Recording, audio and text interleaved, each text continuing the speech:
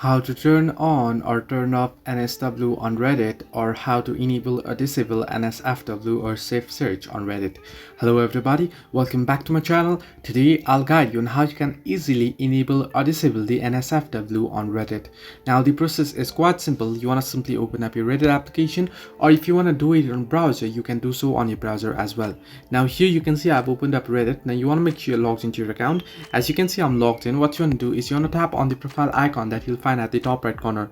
Now here at the top right corner of your screen, you can see the search icon and the profile icon. You want to simply tap on the profile icon. Once you tap on profile icon, at the bottom right corner at the bottom of your screen, you'll find the settings icon or settings option as well. You want to simply tap on the settings option, and here you can see, if you scroll down below, here under reduce animations option, you can see show an NSFW content.